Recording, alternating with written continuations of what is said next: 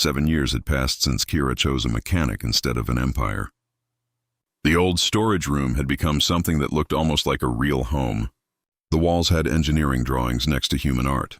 The shelves held both dragon math books and Earth stories. There was a kitchen where Marcus tried to teach Kair how to cook food you could actually eat, with different levels of success. It was during one of those cooking tries, with flour covering both of them even though the recipe was simple, when Sira suddenly grabbed the edge of the counter. Her green skin turned lighter. "Kier," she said. Marcus was next to her right away. "What's wrong?" I'm not sure." She pressed her hand to her stomach. Her golden eyes were wide and confused. "Something feels different. Wrong. Maybe I ate something bad." "We're going to the medical room now. Dr. Yuki Tanaka did the tests herself." Her face showed more and more confusion as she looked at the results. Marcus held Kair's hand, feeling her fingers, cooler than human fingers, shaking slightly in his hand. "Well," Tanaka finally said. Her voice carried a strange mix of not believing it and wonder. "This has never happened before. Princess Kira, you're going to have a baby." The words hung in the air like impossible math. "That's not possible," Kalira said simply. "Dragon and human bodies aren't made to work together. Our genes are completely different. 2 different species can't have babies together. It's impossible in theory." "Apparently." Tanaka pulled up a holographic screen showing cell structures that seemed to dance between 2 different paths of life. "Theory just met reality.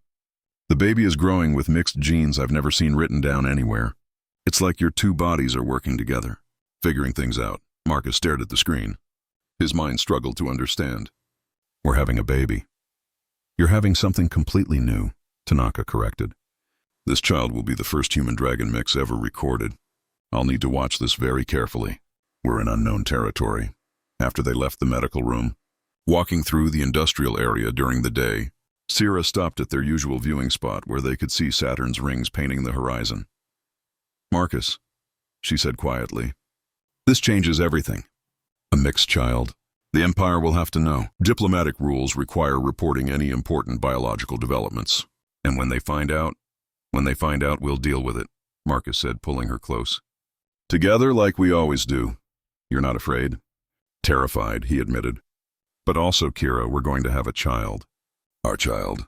Something impossible that's happening anyway. That's kind of what we do, isn't it?" She laughed. The sound was wet with tears. She kissed him there in the amber light of an alien moon while their impossible future grew inside her.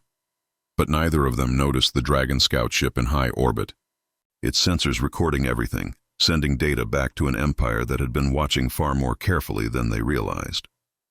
The message came 3 months into Kalira's pregnancy, when her body had begun showing visible changes.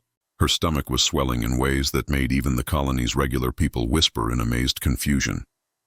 Emperor Vorak's holographic image filled the workshop with imperial power. But this time something was different in his serious face, something that might have been uncertainty. "Kalira," he said. His musical voice was softer than Marcus had ever heard it. "I have received the biological reports. A mixed child. An impossibility made real." "Father," Kier straightened, one hand protectively on her belly. "I was going to tell you formally, but you were afraid," 4th Act finished. "As you should be. What you've done breaks 700 years of genetic purity rules. The Council of Bloodlines is demanding your formal exile be made absolute. Several military commanders are calling for more extreme actions." Marcus stepped forward. His jaw was tight. "If you're threatening—" "I am not threatening," the Emperor interrupted. And now Marcus saw it clearly, the way Vorax's eyes kept drifting to Kira's belly. Something like wonder mixing with regret. "I am trying to understand. Trying to see what I failed to see before." The Emperor's image flickered, then continued. 7 years ago, I sent you away as punishment for being what I thought was imperfect. I watched the recordings of your work on the air crisis. I read Counselor Zith's reports. I have seen, daughter, what you are truly capable of, and I have spent these years understanding how big my mistake was." Kira's hand found Marcus's, squeezing tight. "I wronged you," Vorak said. Each word seemed to hurt him. "I allowed cultural prejudice to blind me to your brilliance. I punished you for failing to meet a beauty ideal while ignoring everything that truly mattered. And now you carry something never seen before. A bridge between 2 species. Proof that life finds ways we cannot predict. Father, why are you telling me this? Because I am dying. The words fell like gravity reversing. The doctors give me perhaps 2 years. A genetic breakdown, ironically caused by our culture's obsession with purity. Too many generations of controlled breeding, not enough diversity. His laugh was bitter. The very thing I punished you for might have saved our bloodline. He leaned forward. His expression was intense. Return to Draconia Prime, Kira. Bring your human mate. Bring your hybrid child. I will formally name you Crown Princess, heir to the Imperial throne. Your child will be raised as royalty, protected, celebrated. You will have everything I denied you and more. You will have my apology, my recognition, my blessing. And what about Marcus? Kalira asked quietly. In your empire, what would he be? He would be your consort, honored, protected, granted full citizenship and rights.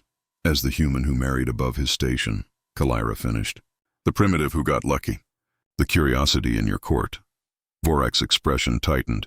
He would be treated with all due respect. But never as an equal, Marcus said, understanding flooding through him. I'd be the exotic pet, the human who caught a princess's eye. Every achievement would be said to be because of Kara's influence. Every failure would prove I didn't belong. The Emperor didn't deny it. This is my offer, Vorak said. Return within 6 months, accept your place as Crown Princess, or remain in exile with a child who will be hunted by those in the Empire who see hybrid existence as an abomination. Here you are safe only because you are forgotten. But a hybrid child, that cannot be hidden, cannot be ignored. You will need the Empire's protection whether you want it or not. The transmission ended, leaving them in silence. He's right, Kaler said softly, about the danger. There are groups in the Empire that would see our child as a threat to genetic purity. Extremists who might. Then we fight, Marcus said simply. We've built something here, Kira. A life, a home, a family.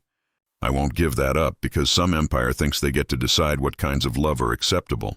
And what about our child? Kalira's eyes blazed with protective fire. What kind of life can we give them here? Growing up as the only hybrid in human space, never knowing their dragon heritage, always being the alien freak that... She stopped, realizing what she'd said, the same words that had been used against her. Marcus pulled her close.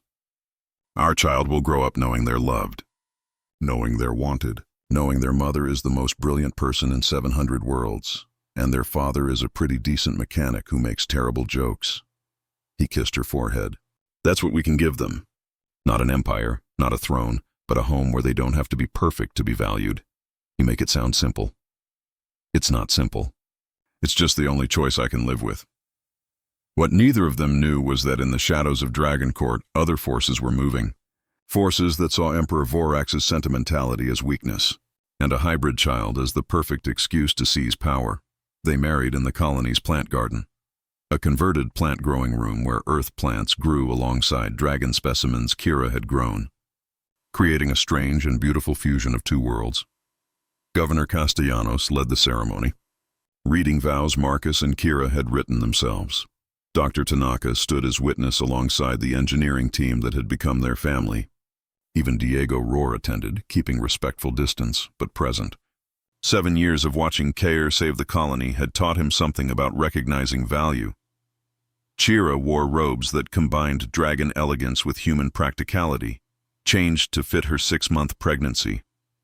Marcus wore his best suit, purchased from Earth Catalog at a cost that made him wince, but seemed worth it when he saw the way Kalira's eyes lit up.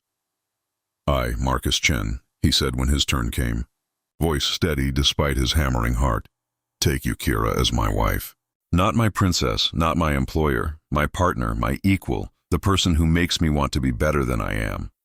I promise to see you always, to listen when you speak, to love not just your brilliance, but your terrible coffee and your absolutely justified stubbornness, and the way you hum when you're concentrating.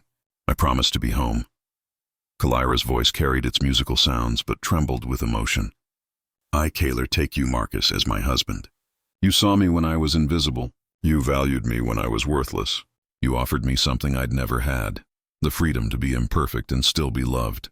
Her hand rested on her belly. I promise to build with you, to create with you, to face whatever comes with you. Not because you're perfect, but because you're mine and I am yours. And that's enough.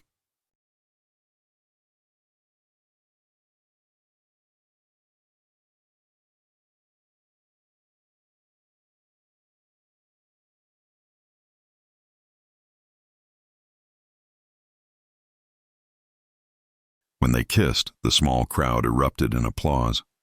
And for a moment, in a converted plant-growing room on Titan, everything felt possible. The baby kicked for the first time during the reception. Kyler grabbed Marcus's hand, pressing it to where their impossible child was growing. He felt the flutter of movement, proof of life that shouldn't exist, and understood with absolute clarity that he would fight anything. Empire, protocol, physics itself, to protect this. But 3 decks above, in the colony's communication center, a priority transmission was being received from Dragon Space. Not from Emperor Vorak, from someone else entirely. Their daughter was born on a night when Titan's methane storms painted the sky in sheets of liquid light. The labor lasted 14 hours. Dr. Tanaka and her team worked with focused intensity, monitoring vitals that didn't quite match human or dragon norms, adjusting for biology that was inventing itself in real time. When the baby finally emerged, crying with a voice that carried musical sounds no human infant could produce, Marcus felt something in his chest crack open. She was perfect. Impossibly, undeniably perfect. Her skin was a pale green, lighter than Chilera's, but definitely not human. Her eyes, when they opened, were gold-flecked with brown. She had her mother's elegant bone structure and her father's stubborn chin. She was every shade of impossible made flesh. "She's beautiful," Marcus whispered, tears streaming unashamed down his face as Tanaka placed the baby in Kalira's arms. "She's everything," Kalira corrected. Her own tears fell onto their daughter's face, making the baby scrunch up in adorable confusion. They named her Arya, a name that worked in both human and dragon languages, meaning song, harmony, the space where different notes find common ground. For 3 perfect weeks, they existed in a bubble of exhausted, delirious happiness. Marcus learned to change diapers and mix formula that worked with hybrid biology. Kyler sang lullabies in her musical language while Marcus hummed earth melodies, and Arya seemed to find both equally soothing. The colony people brought gifts, offered help, marveled at the miracle growing in their midst. Then Emperor Vorak's second message arrived. His holographic image appeared in their quarters at 3 a.m., waking them from the light sleep all new parents learned to treasure. But it wasn't Vorak who appeared. It was a dragon Marcus didn't recognize. Tall, elegant, with robes carrying military badges and eyes like ice. "I am General Thrace, commander of the Imperial Purity Legion," the figure announced. "Emperor Vorak is indisposed. The Council of Bloodlines has reviewed the matter of the hybrid abomination you have created, and our judgment is final." "What have you done to my father?" Kalara demanded. Arya held protectively against her chest. "The Emperor suffers from advancing illness. His judgment has become unreliable. The Council has assumed temporary authority until succession is determined." Thrace's smile was sharp. "And we have determined that the hybrid child represents an unacceptable corruption of dragon genetic heritage. You will surrender the infant to Imperial custody for study and eventual humane termination. Refusal will result in..." Marcus lunged for the holographic controls, cutting the transmission. His hands shook as he turned to Kalira, who'd gone absolutely still, her face a mask of protective fury. "They want our baby," she said. Her voice was flat and dangerous in a way Marcus had never heard. "They want to take Arya and study her like an experiment and then kill her." "That's not happening." "No." Kira's eyes blazed. "It's absolutely not. But Marcus, they have resources we can't match. Military ships, tracking technology, legal authority under a dozen treaties. If they come for her, then we make sure they can't find her." What followed was 72 hours of the most intense planning of Marcus's life. They couldn't leave the colony. Arya was too young for space travel, and any ship leaving Titan would be tracked. They couldn't hide in the colony. It was too small, too monitored. They needed something else. It was Kira who found the solution, her engineer's mind cutting through panic to see the pattern no one else could. "The abandoned mining outpost," she said, pulling up blueprints on her datapad. "Section 12 closed 15 years ago after the collapse. Everyone thinks it's structurally unsound, but I reviewed the engineering reports. It's not dangerous. It's just expensive to maintain, so they shut it down. We could live there hidden, off all official systems. Live in an abandoned mine." Marcus looked at the blueprints. It was kilometers of tunnels, forgotten storage, equipment left to rust. "With a newborn. With our newborn who will be alive rather than in Imperial custody." They moved under cover of a particularly violent methane storm. Marcus carrying Arya in a specially modified carrier while Cyr hauled equipment. Dr. Tanaka helped, providing medical supplies and promising to cover their disappearance for as long as possible. The tunnels of Section 12 were exactly as abandoned as the report suggested. Dark, cold, filled with the echoes of machinery that hadn't run in over a decade. But Kira moved through them with purpose, her engineer's eyes seeing possibilities where Marcus saw only darkness. "Here," she said, finding a junction point near what had once been a maintenance hub. "This connects to colony power without being on official meters. We can tap it. And this ventilation shaft links to the main air system. We'll have air. Water lines run through that wall. You're talking about building a home in an abandoned mine. I'm talking about building a hideout. A safe place long enough to figure out our next move." What she didn't say, what neither of them wanted to acknowledge, was that this might not be temporary, that they might be choosing a life in shadows, raising their daughter in darkness, all to keep her safe from an empire that saw her existence as abomination. But when Arya made her small musical sounds, when her gold-brown eyes looked up at them with trust no infant should have to learn is misplaced, the choice became simple. They would do whatever it took. General Thrace arrived at New Cascade 3 weeks later with a battle cruiser and 40 armed soldiers.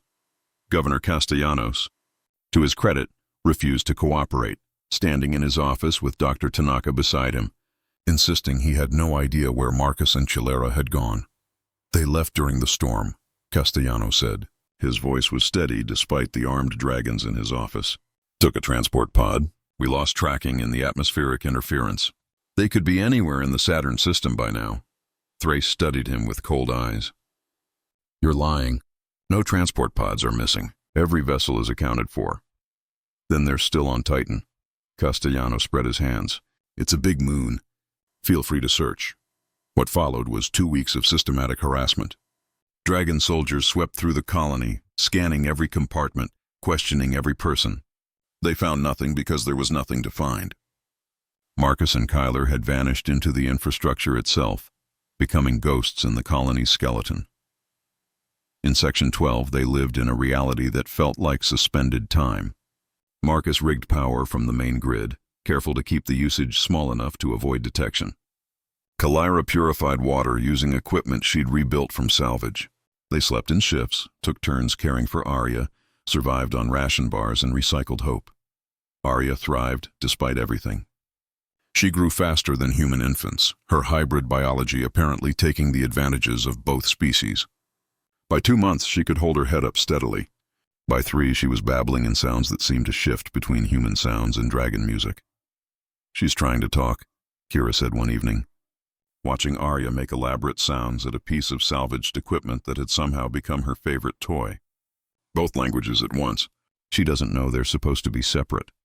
Marcus watched his daughter, his impossible perfect daughter, and felt something harden in his chest. They're hunting her because she's proof their genetic purity is nonsense. Because she's beautiful and healthy and thriving, and that terrifies them. Yes. So we need to make her more than just proof. "We need to make her impossible to kill." Kalra looked at him. "What do you mean?" "I mean we go public. Really public. We broadcast her existence not just to the Empire, but to everyone. Every human colony, every neutral species. We make Arya so visible that killing her becomes politically impossible. That's incredibly risky. If it backfires, at least we'll have tried something other than hiding in the dark." Marcus picked up Arya, who gurgled happily and grabbed his nose with surprising strength. "She deserves better than this. Better than living in abandoned tunnels. Better than being hunted." It took another week to set up, using equipment Carrara built from spare parts, and Marcus's knowledge of the colony's communication systems. They recorded a message, both of them, with Arya visible in the frame, her gold jade skin and musical sounds undeniable proof of what she was. "My name is Kira, crowned princess of the Dragon Empire," she began. Her voice was steady. "This is my husband, Marcus Chen, and this is our daughter, Arya. She is the first documented hybrid between our species. She is healthy, thriving, and alive. The Dragon Empire has declared her an abomination," Marcus continued.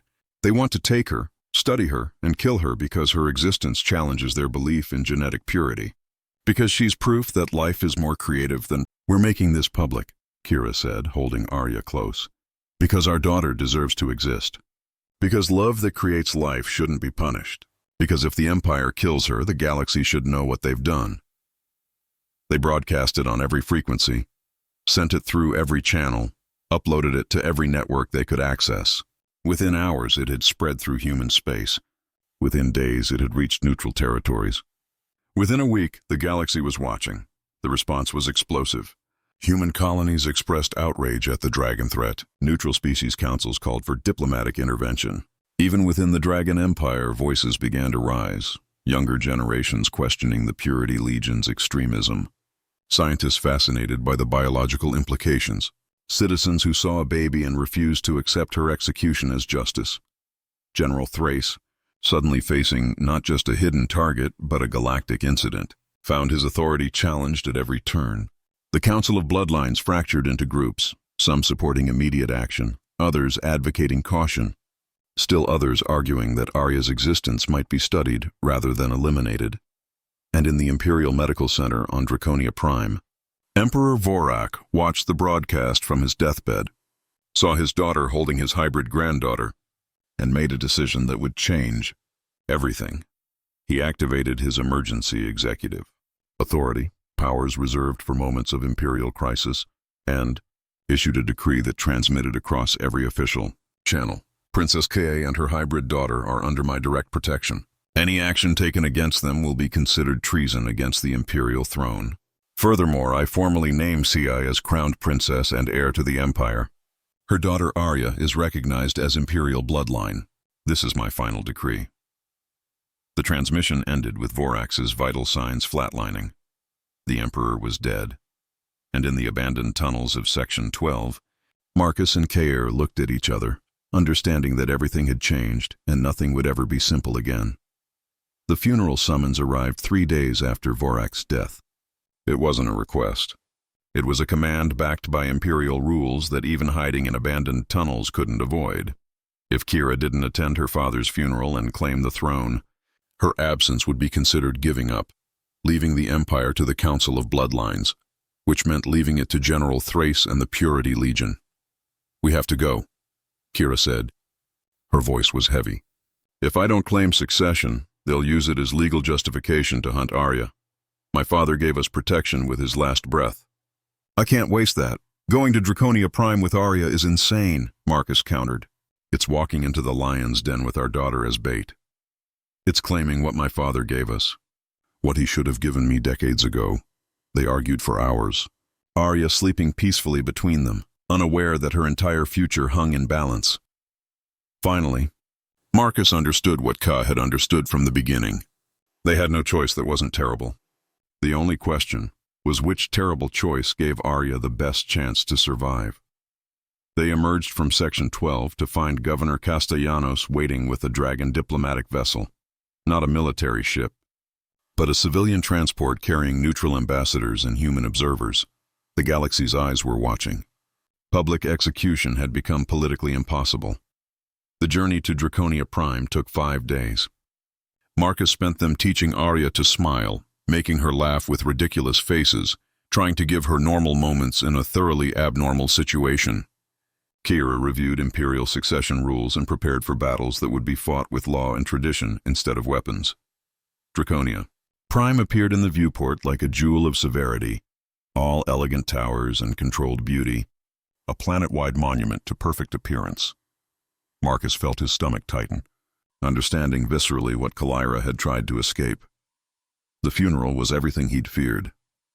Thousands of dragons in formal robes, all tall, all thin, all elegant, all staring at the Jade Princess with the human husband and the hybrid child. The whispers followed them like knives, but there were other sounds too. Younger dragons speaking her name with something like awe, scientists watching Arya with fascination rather than horror. Citizens who'd seen the broadcast and formed their own opinions about genetic purity. The Empire was fracturing, and Sei stood at the fault line. The succession ceremony took place in the Hall of Bloodlines.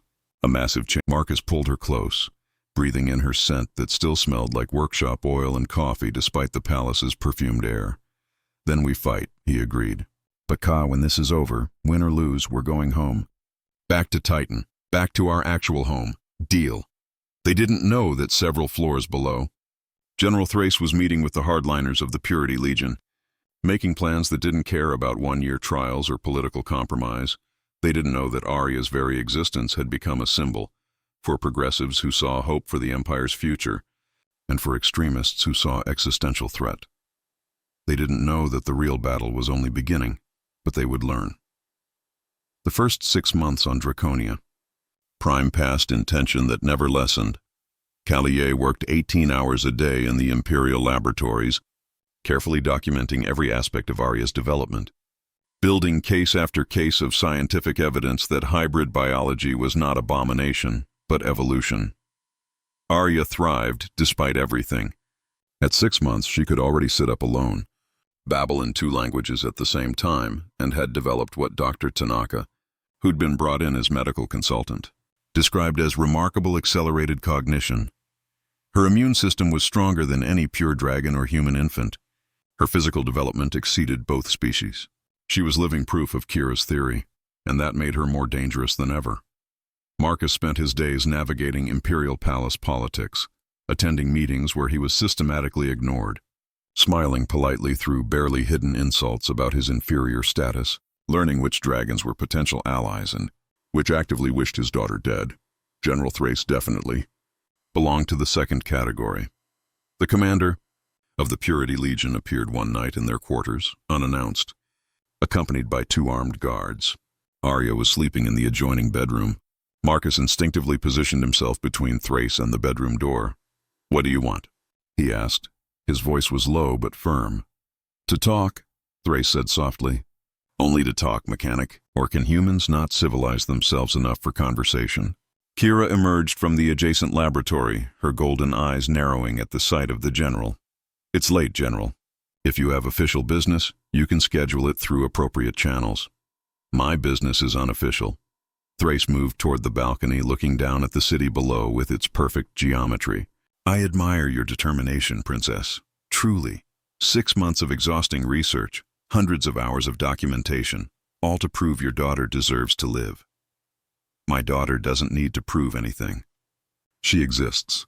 "That's enough. Is it enough?" Thrace turned, and now his expression contained something cold and calculating.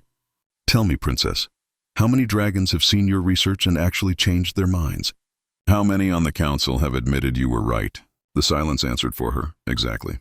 Because it doesn't matter how much evidence you present. It doesn't matter how healthy your hybrid is. People don't change their core beliefs because they're shown data. They change only when they fear the consequences of not changing."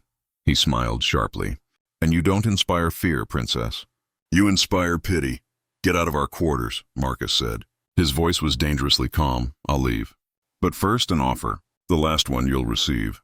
Thrace pulled a data crystal from his robes. "Transport out of the Empire.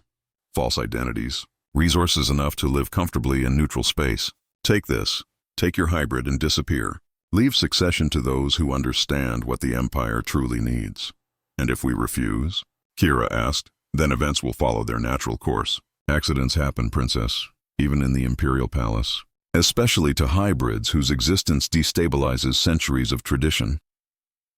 His eyes moved toward the bedroom door where Arya slept. "It would be a tragedy. But tragedies have a way of resolving complicated political problems." Marcus moved before consciously thinking, his fist connecting with Thrace's jaw with enough force to send the general staggering backward. The guards raised their weapons, but Thrace raised a hand stopping them.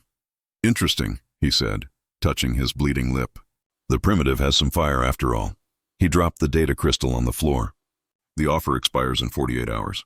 After that, well, I can no longer guarantee your safety." After he left, Marcus and Kira didn't speak.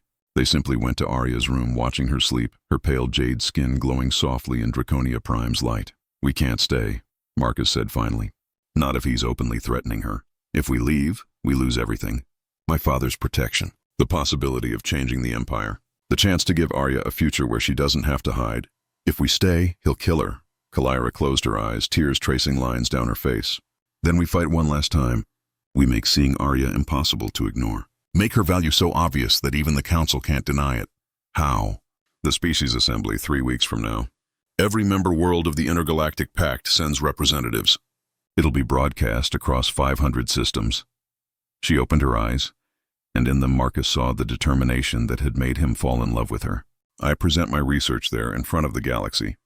I make killing Arya so publicly unacceptable that not even Thrace would dare.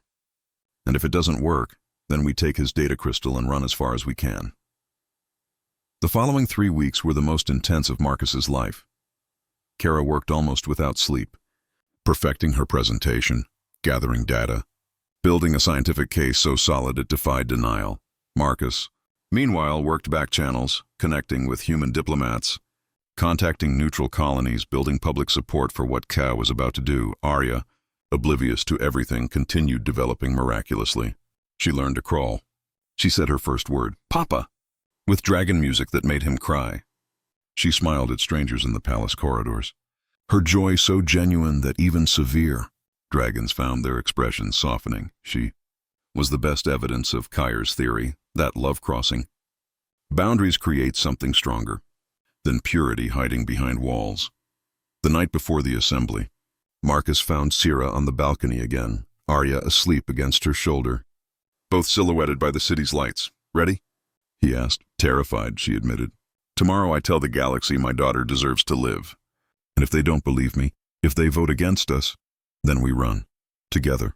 Like always." She turned to him, and in the alien starlight, she was still the most beautiful person he'd ever seen. "I love you, Marcus Chen, for always seeing me, for choosing me even when it meant losing everything, for being the father Arya deserves. I love you, Kira, for being brilliant and stubborn and brave in ways that make the rest of us look like cowards, for being the mother who turned the impossible into reality."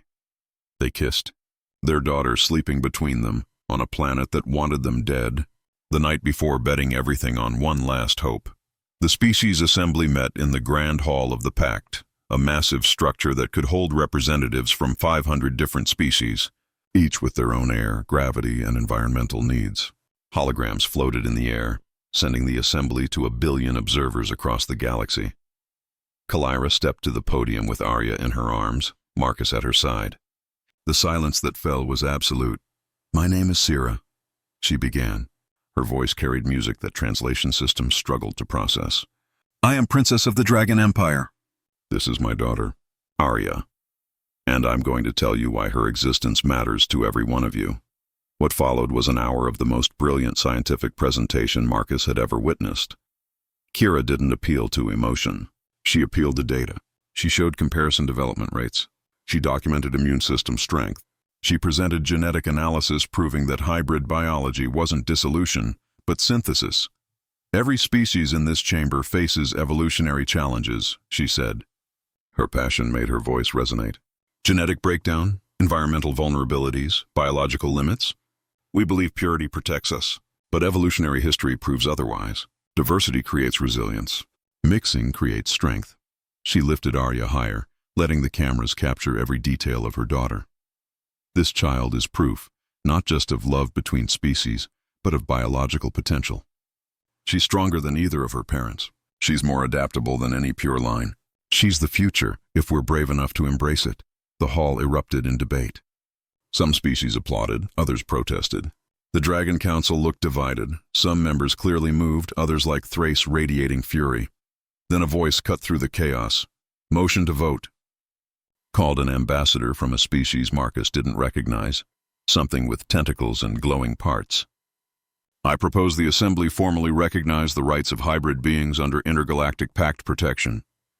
That any action against such individuals based solely on their mixed heritage be considered a crime against species." The motion was seconded. Debate raged for hours. Marcus held Arya while Kira answered questions, refuted objections, defended their daughter's right to exist with every tool in her formidable intellect. Finally, after what felt like lifetimes compressed into hours, the vote was called. The holographic display showed results in real time. 342 species voting in favor, 89 against, 69 abstaining. The motion passed. The hall erupted in chaos again, some celebrating, some protesting, some simply stunned that the galaxy had just declared hybrid life legally protected. Marcus grabbed Kay. pulling her and Arya into an embrace while cameras captured the moment across 500 star systems. They'd won, or so they thought. What they didn't see was General Thrace leaving the hall, his expression carved from ice and rage. What they didn't hear was the coded transmission he sent to Purity Legion, operatives stationed throughout the capital. What they didn't know was that legal protection meant nothing to extremists who believed they were saving their species from corruption.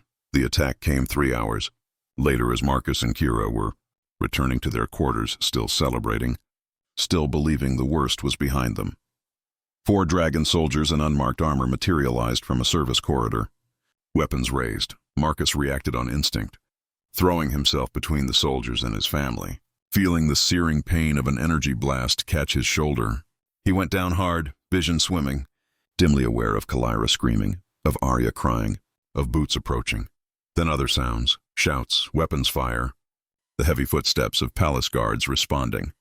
The assassination attempt had been clumsy, desperate, the kind of thing that happens when extremists stop caring about consequences. When Marcus's vision cleared, he was in the palace medical center. Kalira beside him holding Arya, both unharmed.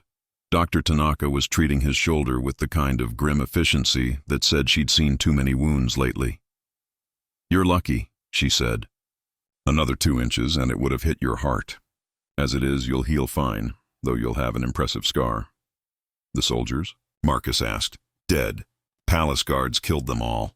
They're being identified now, but early evidence suggests they were Purity Legion operatives acting without official permission." Tanaka's expression was tight. "General Thrace has been taken into custody. The council is in emergency session. This is unprecedented." Governor Castellanos appeared in the doorway looking haggard. "I thought you should know. The Dragon Council has issued a formal apology to the Intergalactic Assembly. General Thrace has been stripped of rank and will face trial for treason. The Purity Legion is being disbanded." He paused. "And Princess Kira, the council has formally recognized your succession claim. You're now crowned princess with full authority pending your coronation." Kira looked down at Arya, then at Marcus with his bandaged shoulder, then back at Castellanos. "When can we leave?" The governor blinked. "Leave? Princess, you just won. The empire is yours. Everything your father wanted to give you. A throne soaked in blood, a culture that tried to kill my daughter, a place where my husband will always be the primitive who married above his station." She stood, settling Arya more securely against her hip. "I don't want the empire, Governor. I never did. I wanted safety for my family. Now that we have it, legal protection, galactic recognition, proof that hybrid life is valued, we're going home." "Home?" Castanos looked confused. "To where?" Marcus smiled through the pain, understanding flooding through him. "To Titan. To a converted storage room and a workshop and terrible coffee and a colony that needs good engineers. But the Empire will find another heir. One who actually wants the job. One who won't spend every day longing for methane rain and the hum of air processes." Kira looked at Marcus, and her expression was pure determination mixed with relief. "I've spent my whole life trying to be what others wanted. First trying to be the perfect dragon princess, then trying to prove my hybrid daughter deserved to exist. I'm done performing. I want to go home and be a mother and an engineer and a wife, in that order." The coronation was scheduled for 2 weeks away. Kira formally declined, submitting her abdication to the council with a document so legally airtight that no one could challenge it. She named Crown Princess Zyla as her successor, the same dragon Thrace had tried to install, but now chosen freely rather than under pressure. Zyla accepted with grace and privately thanked Kalira for the gift. "I would have been a puppet," Zyla admitted during their final meeting. "Thrace's tool. Now I have the throne without his strings. And I'll remember what your daughter represents. Change is coming to the Empire, Caller. Slowly, but it's coming. Make sure it does," Caller said. "Because if I hear you've reversed the hybrid protection laws, I'll come back. And I won't be asking politely." They left Draconia Prime on the same civilian transport that had brought them, but this time with an honor guard and formal recognition. The galaxy watched as the princess who'd won an empire chose instead a converted storage room and a mechanic with a scarred shoulder and a smile that made everything worthwhile. Epilogue. Coming home, Titan. Appeared in the viewport like a promise kept. Orange atmosphere, methane storms, industrial sectors glowing against eternal dusk. Marcus felt something in his chest unclench. a tension he'd been carrying for months finally releasing. "Home," he said softly. "Home," Kalira agreed, Arya babbling happily in her arms as if she recognized the view. Governor Castellanos had arranged for their old quarters to be prepared, but when they arrived, they found something unexpected.